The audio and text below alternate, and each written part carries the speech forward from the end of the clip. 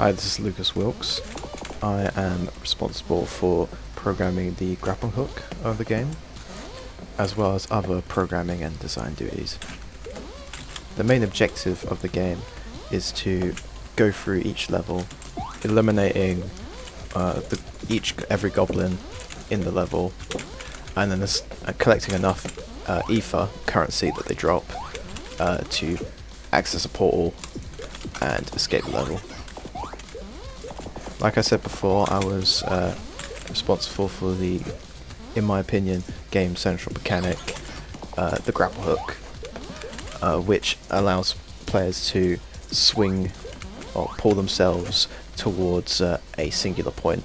This is great for making the game fun because it allows the player to build momentum and swing around all over the place and chain together moves, especially with the kick ability, which damage actually scales with how fast you're moving. This is Mikhail speaking, and I will be talking about the menu. When you first play, you are greeted by the menu. You can either press play, settings, or exit.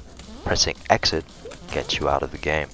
When you press settings, you are greeted by a settings tab with a settings menu with a music slider.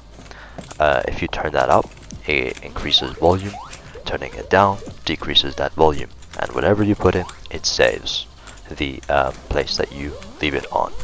When you press back, you are greeted back to the main menu with the widget animation.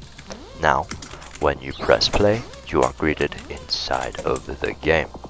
Now, inside of the game, there are some things called, there's a collectible called Aether.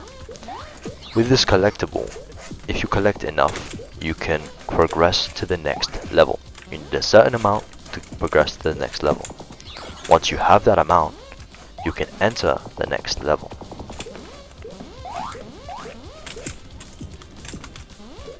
Another neat thing about Aether, when you pick it up, it restores a little bit of your HP. So if you lost HP in battle, you can go up to it, pick it up, and restore some HP. Isn't that neat?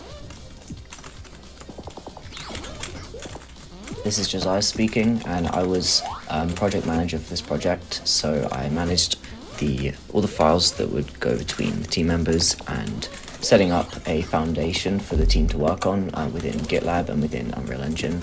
I also was the art director, and I prepared the art assets. I found them online for the map and for the models of the gun and the enemies, and I also drew some of the UI elements myself, and so did Mikhail for the UI elements.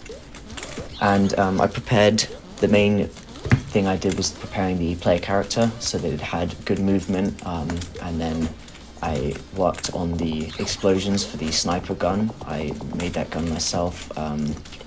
Lucas set up all of the projectiles, and then I edited them and made the gun types and the scoping and sensitivities and FOV and all the movement effects. I created the enemies too, which have simple AIs that just kind of follow the player around and shoot at them and attack them in a short distance. And then I gave them, they also have, you can headshot to kill enemies with more damage.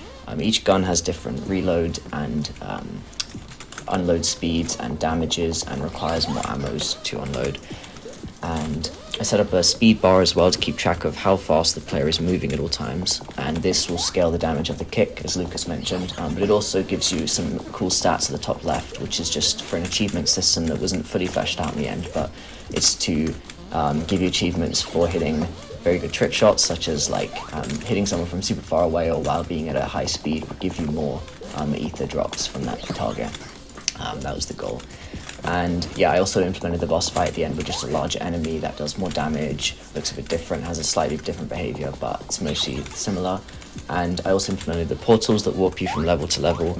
These allow you to progress in the game, and the final boss will drop the portal, and you will need 250 Aether for the final one to get through it. So the player is required to pick up a certain amount of currency to get through each level. And yeah, that's about it. I also drew a rough reference for this title screen, which then my friend drew up as well, the proper final one.